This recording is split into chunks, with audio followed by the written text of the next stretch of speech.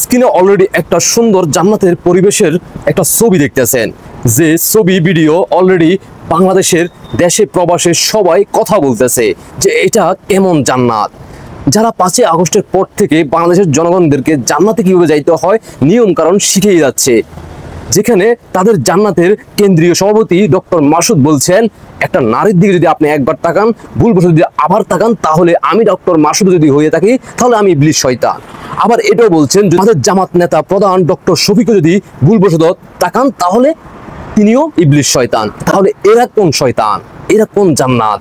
ইতিমধ্যে আপনারা সবাই দেখে ফেলছেন, ডাকসু নির্বাচনে এই নারীকে অলরেডি বলতে শোনা গেছে সোশ্যাল মিডিয়াতে যে তাকে নিয়ে বিভিন্ন মন্তব্য করছে, আর সেটাকে কেন্দ্র করে তারা একবার সংবাদ সম্মেলন করে মিডিয়ার সামনে আইসা সেই কমেন্টে কি কি বলছে সেটা দেশবাসীর উদ্দেশ্যে বলতেছে।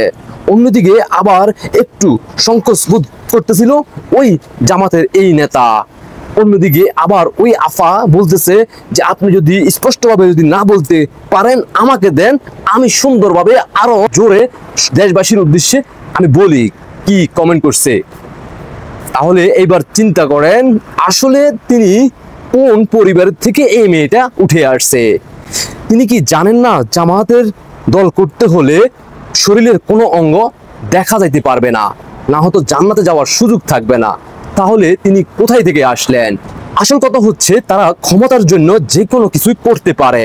যখন দেখছে 5ই আগস্টের পর থেকে বাংলাদেশের মানুষ আর এগুলা খাচ্ছে না, তখন চিন্তা করলো ডাকসু নির্বাচনে আমরা যদি বগুড়াপাড়া কোনো নারীকে এনে এখানে বসাই তাহলে তো মানুষ ভোট দিবে না, আবার আমাদেরকে রাজাকার পাখিপ্রেমিক বলবে। তাই এখন ক্ষমতার জন্য অন্তত আমরা বগুড়া ছাড়া একজন নারীকে ব্যবস্থা করি। তখন তারা খুঁজা খুঁজা ওই নারীকে ব্যবস্থা করলেন, যিনি আবার হাসতেছেন ওই ভিডিওর মধ্যে আমরা যা দেখতে পাইলাম দেশবাসী এবং এই প্রবাস থেকে যারা আসি। আপনাদের ব্যক্তিগত মতামত অবশ্যই কমেন্টে জানিয়ে যাবেন। আপনারা আসলে কার পক্ষে নিয়ে কথা বলবেন, কারা সত্যিকারে ইসলাম প্রচার করে, কারা সত্যিকারের ধর্ম নিয়ে ব্যবসা করে? ইতিমধ্যে আপনারা 5ই আগস্টের পর থেকে দিন পর্যন্ত আপনাদের সেই অভিজ্ঞতা অলরেডি হয়ে গেছে। দেশকে রক্ষা করতে এবং কি ইসলামকে রক্ষা করতে সবাই একটু খেয়াল রাখবেন, আবেগে সব চলে না। দেশবাসীকে দেখার সুযোগ করে দিবেন। আপনাদের ব্যক্তিগত মতামত অবশ্যই কমেন্টে জানিয়ে যাবেন।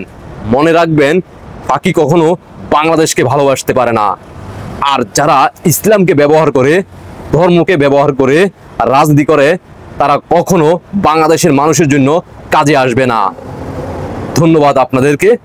আপনাদের ব্যক্তিগত মতামত অবশ্যই কমেন্টে জানিয়ে যাবেন। আল্লাহ হাফেজ।